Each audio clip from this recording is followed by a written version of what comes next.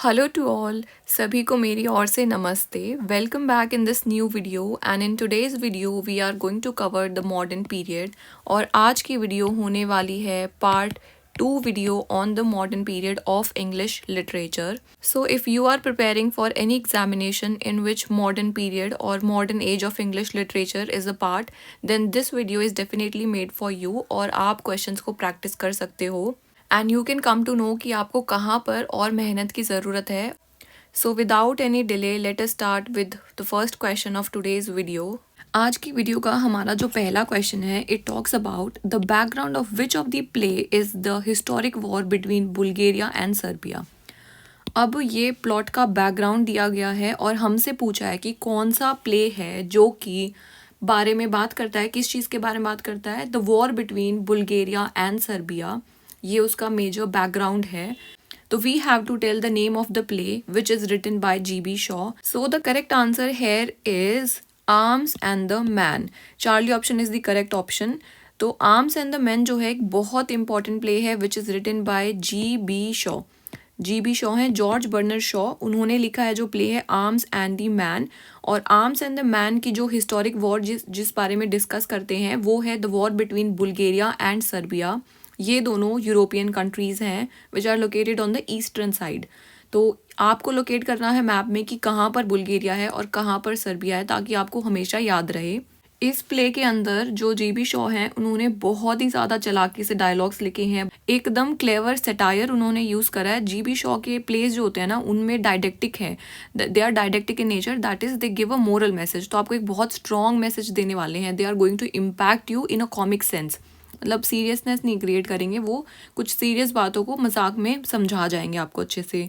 तो अगर आपको पढ़ना है ना GB शॉ, तो आई वुड रिकमेंड कि भाई इनके वाले प्लेस पढ़ लो आप। आर्म्स एंड द मैन की जो स्टोरी है talks about the futility of the war.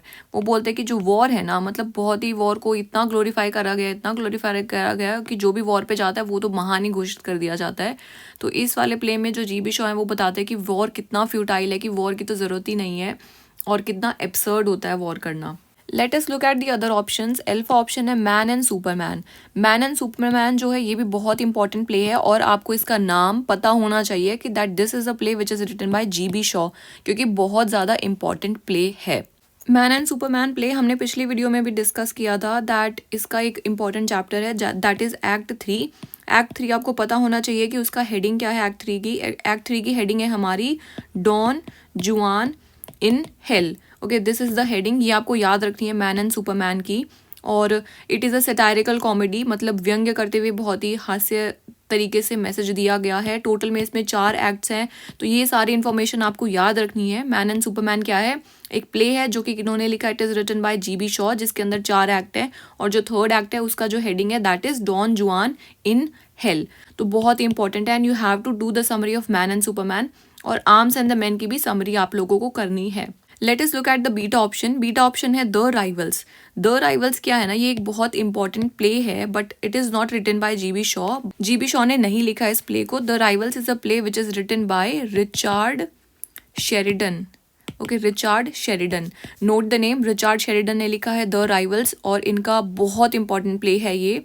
And we have discussed this play जब हम रोमांटिक वाले क्वेश्चंस ले रहे थे रोमांटिक एज से, तो हमने वहाँ पर इसको डिस्कस किया था। Let us look at the delta option. Delta option है कॉरियोलिनस। ये वाला जो प्ले है it is based on a Roman leader and it is written by Shakespeare. तो विलियम शेक्सपियर ने लिखा है and it is a tragedy. Okay, तो let us revise once again. Man and superman क्या है, ये एक प्ले है जो कि इन्होंने लिखा है बाय GB शॉ। इसमें आपको डॉन जुआन वाला याद रखना। द राइवल्स क्या है, रिचार्ड शेरिडन ने लिखा है। आर्म्स एंड द मैन जो है it is based on the historic war between Bulgaria and Serbia and it is written by GB Shaw. Okay, and it talks about the futility of the war, कि हमें war नहीं करना चाहिए, war बहुत futile होता है। And Coriolanus is a play which is written by, it is a tragedy which is written by William Shakespeare. अगले question पे आते हैं। I deal with all periods but I never study any period but the present, who said it. तो ये lines दी गई हैं और हमसे पूछा है कि भाई ये लाइन किन्होंने बोली है। लाइन को हम फिर से पढ़ते हैं, that is I deal with all the periods. ठीक है, मैं सारे पीरियड से डील करता हूँ but I never study any period but the present. लेकिन I study only the present, not the period that I deal with. ठीक है, तो मतलब वर्क्स तो लिख रहे हैं वो सारे पीरियड पे, लेकिन जो सबसे ज़्यादा उनका फोकस है that is on the present. तो वी हैव टू टेल कि ये वाली लाइन्स किन्होंने बोली है। अब ये थोड़ा सा डिबेटेड क्वेश्चन है। According to the book the answer given is GB Shaw, but कुछ कहा नहीं जा सकता है बिकॉज कुछ मतलब ज़्यादा प्रूफ्स नहीं है ऑन द इंटरनेट ऑल्सो कि हम एफर्मेटिवली बोल दे कि हाँ इन्होंने ही ये स्टेटमेंट बोली है। If you students know the answer, then put it in the comment section. Let others also know what is the answer of this question. So therefore, I would consider कि ये वाला question जो है ये थोड़ा ambiguous question है, ambiguity है इस question में, and मुझे नहीं लगता ऐसे exams में फिर paper में आने चाहिए questions, but if it comes then you mark the answer GB Shaw, but it is not confirmed. Let us come to the next question, who dare to say. अब यहाँ पर फिर से एक स्टेटमेंट दी गई है और हमसे पूछा है कि हु डेयर टू से। बाप रे बाप, यानी कि किनकी हिम्मत हुई है ये वाली लाइन बोलने की। तो let us read the line, क्या बोल दिया गया है ऐसा। I write plays with the deliberate purpose to convert the nation to my opinion. तो कौन बोल रहे हैं इसमें? हमारा जो करेक्ट आंसर है that is GB Shaw. GB Shaw का क्या विचार था ना, वो बोलते थे कि that I write the plays, मैं प्लेस इसलिए लिखता हूँ for the deliberate purpose to convert the nation to my opinion. वो चाहते थे कि जो भी लोग उनके प्लेस पढ़ें वो जो GB शॉ हैं उनके ओपिनियन से एग्री करने लग जाएं, यानी कि उनके ओपिनियन को फॉलो करने लग जाएं। तो you can see GB Shaw क्या चाहते थे, इसलिए वो मोरालिटी प्लेस लिखते हैं, मतलब डायडेक्टिक नेचर के प्लेस है उनके, और कॉमिक सेंस भी देते हैं ताकि भाई लोगों को समझ में आए, and they try to draw some sense out of the place which are written by GB Shaw. So remember that these lines are being said by GB Shaw कि I write plays with the deliberate purpose to convert the nation to my opinion. Let us come to the next question. In Shaw's Man and Superman, तो यहाँ पर एक work का नाम दिया गया है Man and Superman, और ये वर्क लिखा है by GB Shaw ने। GB Shaw ने लिखा है, ठीक है, जॉर्ज बर्नर्ड शॉ ने लिखा है। Who writes the revolutionary handbook.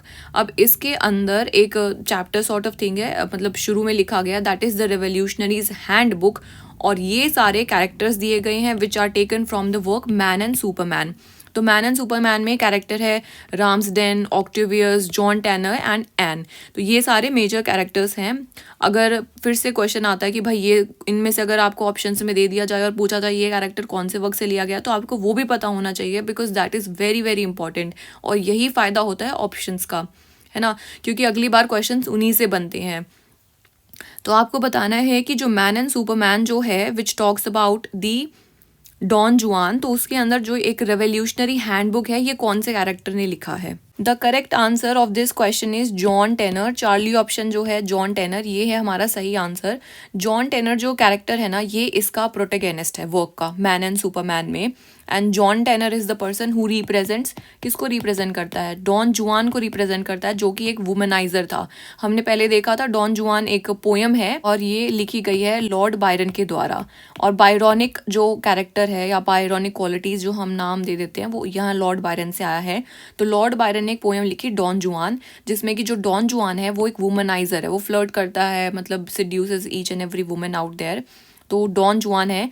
लेकिन जो मैन एंड सुपरमैन में है उसमें क्या स्टोरी हो जाती है कि जो डॉन जुआन है ना वो वुमेनाइजर नहीं है बल्कि एक वुमेन आती है और उसी का ही पोपट कर देती है, यानी कि उसी को पटा लेती है। So this is the whole story Man and Superman में। आपको याद रखना है कि जो रेवोल्यूशनरी हैंडबुक है वो लिखी गई है जॉन टेनर ने। जॉन टेनर किसको रिप्रेजेंट करते हैं, डॉन जुआन को रिप्रेजेंट करते हैं, और जो हीरोइन है ना इस प्ले की दैट इज़ एन।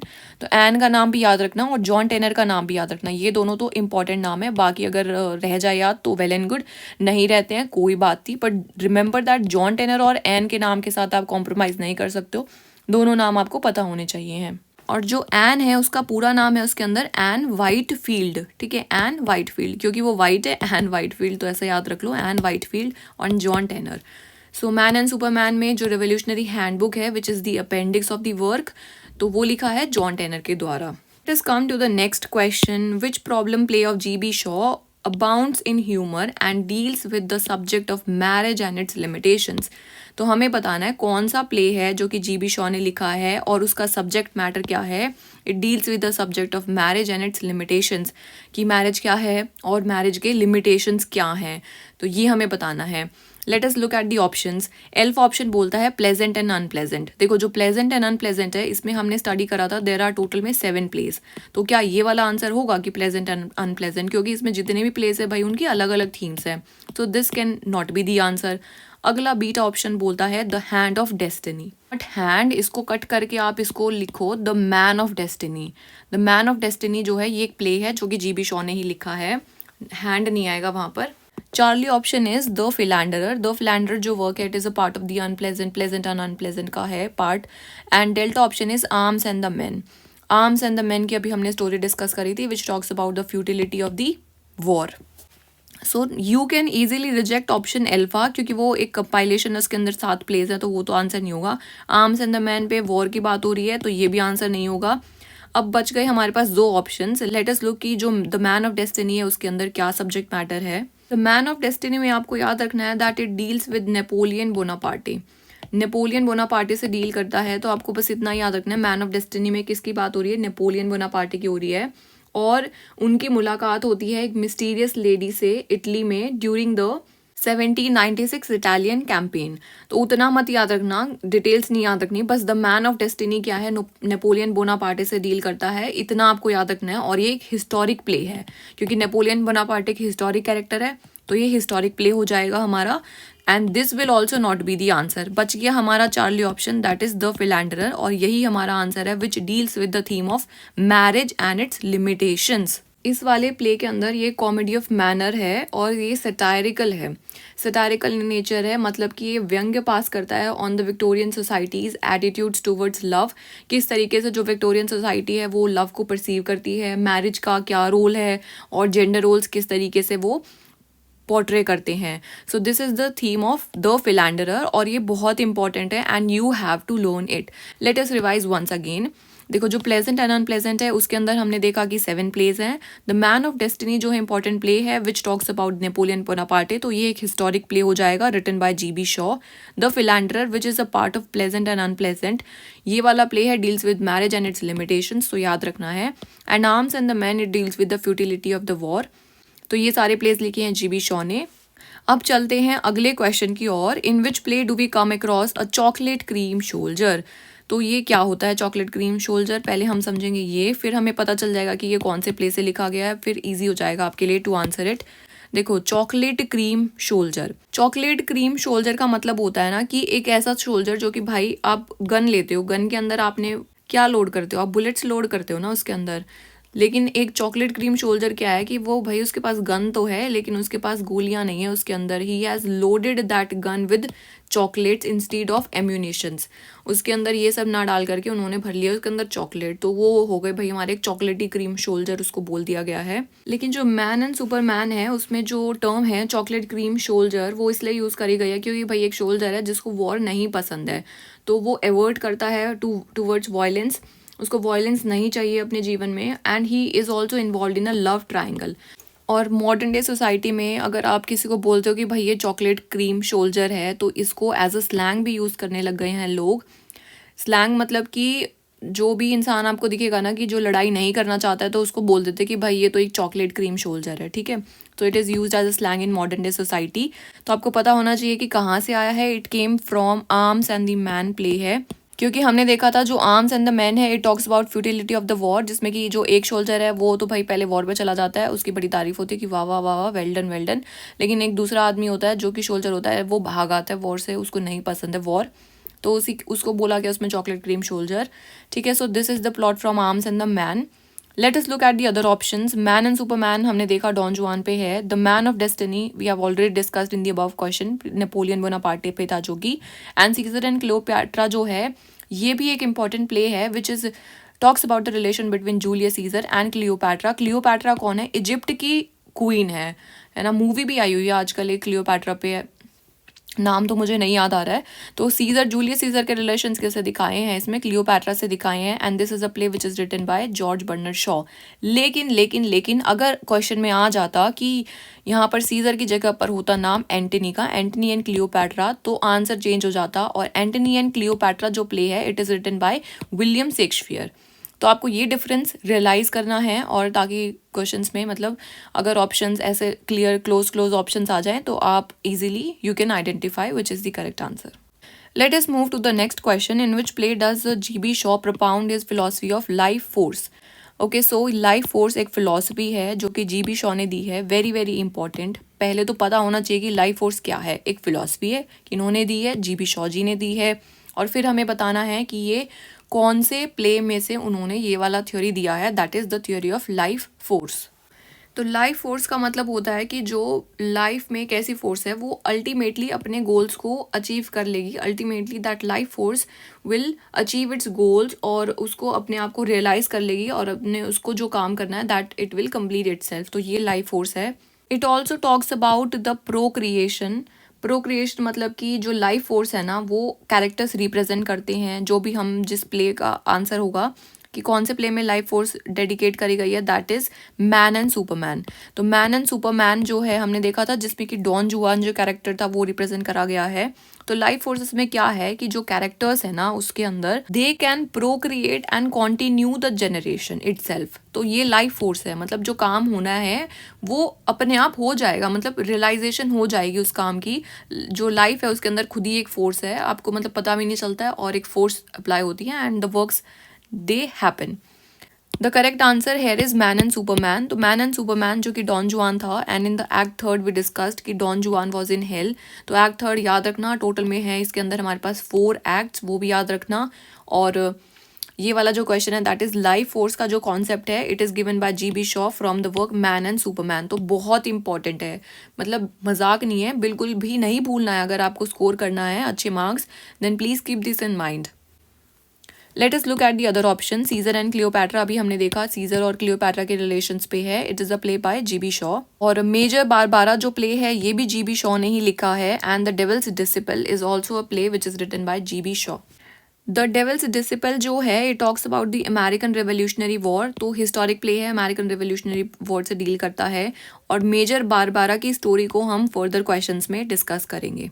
अगले क्वेश्चन पे देखते हैं which play of GB Shaw deals with poverty and religious hypocrisy. क्या टाइटल है इसमें? Poverty and religious hypocrisy is the theme. और हमें बताना है कि कौन से प्ले की थीम क्या है, poverty and religious hypocrisy. Let us look at the options. Alpha option is Candida. Candida जो प्ले है it talks about love triangle, and this is not the answer क्योंकि इसमें पुअर्टी का कोई रोल नहीं है। Then beta option is Major Barbara, and Charlie option is Heartbreak House. The correct answer here is beta option जो कि है Major Barbara. And now I will discuss कि मेजर बारबारा किस चीज़ पे बेस्ड है। Major Barbara में जो main character है वो खुद ही है बारबारा, एक वुमेन है ये, ठीक है। Remember that she is a woman Barbara and she is a major. She works in a Salvation Army, एक सेल्वेशन आर्मी है और वहाँ पर she is an officer appointed as Major Barbara. तो सेल्वेशन आर्मी में वो काम करती हैं और उनका जो कॉन्फ्लिक्ट इसमें दिखाया गया है that is with her father. उनके जो फादर हैं वो एक वेल्दी इंडस्ट्रियलिस्ट बन चुके हैं, यानी कि वो आर्म्स एंड एम्यूनिशंस बनाते हैं फॉर द गवर्नमेंट। तो लेकिन जो मेजर बारबारा हैं उनको वॉर वगैरह पसंद नहीं है, वो she is not taking the money from her father. लेकिन बाद में वो रियलाइज़ करती हैं कि भाई money plays a crucial role. In the end she says yes to the money of her father, और बोलते कि ठीक है, मतलब वो पहले यूज़ नहीं करना चाहती थी उस पैसे को, लेकिन बाद में वो सोचती हैं कि if she really want to realize that bigger goal तो उन्हें वो स्टेप लेना पड़ेगा। तो इसमें आपको बस इतना याद रखना कि मेजर बारबारा में बारबारा वुमेन है, वो सेल्वेशन आर्मी में काम कर रही हैं।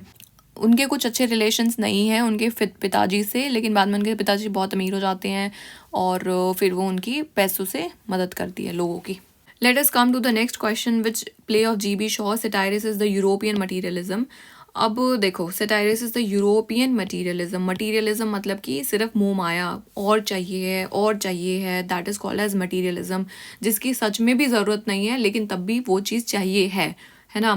तो कौन से प्ले में जो GB शॉ हैं वो सटायर करते हैं कि जो यूरोपियन सोसाइटी है वो बहुत ज़्यादा मटीरियलिस्टिक होती जा रही है दिन प्रतिदिन। तो correct answer here is Heartbreak House. दिल टूट चुका है, Heartbreak House. Okay, Heartbreak House is the correct answer, आपको पता होना चाहिए। जो हार्ट ब्रेक हाउस है उसमें जो थीम्स हैं that is the satire on European materialism, कि जो यूरोपियन लोग हैं अब उनको बस आराम आराम आराम ही चाहिए है, and they are becoming like cultured leisured Europe. और GB शॉ बोलते हैं कि इसी मटीरियलिज्म के कारण जो यूरोप है वो धीरे धीरे डिस्ट्रक्शन की ओर बढ़ रहा है। GB शॉ ये भी बोलते हैं इस प्ले के अंदर कि जिन लोगों को गाइड करना चाहिए था ना लोगों को कि भाई मटीरियलिज्म की तरफ मत बढ़ो, उन्होंने कुछ नहीं करा और उन्होंने जो भी चीज़ें करी हैं वो सारी उल्टी ही कर दी हैं और लोग और भी ज़्यादा मटीरियलिस्टिक होते जा रहे हैं। तो इस वाले प्ले में आपके लिए भी मैसेज है कि भाई इतना ज़्यादा मटीरियलिज्म अच्छी बात नहीं होती है, and for the climate change तो बहुत ज़्यादा बुरी बात है। जितना भी प्रोडक्शन होता है it is based on the demand and supply. अगर डिमांड आप इंक्रीज़ कर दोगे किसी चीज़ की, सप्लाई तो वो फटाफट इंक्रीज़ कर देंगे ना। और सप्लाई ऐसी नहीं होती है, कुछ भी चीज़ें आराम से फ्री में नहीं बनती हैं। और सप्लाई करने के लिए वो प्रोड्यूस करेंगे, क्या क्या केमिकल्स यूज़ करेंगे, कितना कितना और मिनरल्स सामान यूज़ करेंगे, रिसोर्सेज यूज़ करेंगे। तो प्रोडक्शन बहुत ही भारी पड़ती है इन्वायरमेंट के ऊपर। और अगर पॉपुलेशन इतनी ज़्यादा हो तो पूछो ही मत, फिर तो क्या ही होने वाला है दुनिया का, नोबडी नोज़। एंड इवन अभी तो खैर मार्च ही चल रहा है, तब भी इतनी ज़्यादा तेज़ धूप होने लग गई है कि मतलब आप धूप में जा ही नहीं सकते हो। I don't know what will happen to people in June July. और सबसे ज़्यादा जो लोग इफ़ेक्ट होंगे वो होंगे पुअर्टी वाले लोग, जो गरीबी में जीवन व्यापन कर रहे हैं, सबसे पहले वो ही मर जाएंगे। तो आप लोगों से भी मेरी विनती है कि भाई मटीरियलिज्म में इतना ज़्यादा वो ना करो, जिस चीज़ की ज़रूरत ना हो ना मत खरीदा करो। एंड स्पेशली द प्लास्टिक्स तो मत खरीदो, और थोड़ा कॉन्शियसली एफर्ट्स करा करो, अपने दिमाग से सोच करके कुछ लिया करो। Late us look at the 11th option, the Apple cart. The Apple cart क्या है? ये भी एक प्ले है जो कि GB शॉ ने ही लिखा है। एप्पल कार्ट क्या है? ये भी एक सटायरिकल कॉमेडी है। Beta option is back to Methuselah. इसके अंदर टोटल में 5 प्लेज हैं, ठीक है। तो इसके अंदर टोटल में 5 प्लेज हैं बैक टू मैथ्यूसेला के अंदर। और ये जो वर्क है ना, ये एक विजनरी एस्पेक्ट्स है, मतलब फ्यूचर दिखाता है कि हमारा, कि किस तरीके से हम स्टेप बाय स्टेप आगे मूव ऑन कर रहे हैं। तो that is the theme back to Methuselah, जिसमें कि 5 प्लेज हैं। और it is a critique of Darwin theory. Darwin theory आपने पढ़ी होगी, चार्ल्स डार्विन ने जो थ्योरी दी है ओरिजिन ऑफ स्पीशीज़ में। आज की वीडियो के लास्ट क्वेश्चन पे आते हैं। बर्नर्ड शॉ जो हैं, GB शॉ, उनको नोबेल प्राइज़ से सम्मानित किया गया था। तो हमें बताना है कि उनको नोबेल प्राइज़ कौन से ईयर में मिला। The correct answer of this question is 1925। तो ये भी आपको टिप्स पे होना चाहिए, पता होना चाहिए कि 1925 में नोबेल प्राइज़ मिलेगा किनको? GB शॉ को। तो उसको याद कर लेना, 1925, 1925। Please read it loud. आपको चीज़ें तभी याद होंगी जब आप उनको बोल बोल के कॉन्शियसली पढ़ाई करोगे। जो 1905 है एंड 1917 है, दोनों में नोबेल प्राइज़ अवार्ड किया गया था, but the persons they are not that important. एंड 1935 में कोई भी नोबेल प्राइज़ नहीं दिया गया था। तो बस आप 1925 याद रखो कि नोबेल प्राइज़ मिला था हमारे GB शॉ को।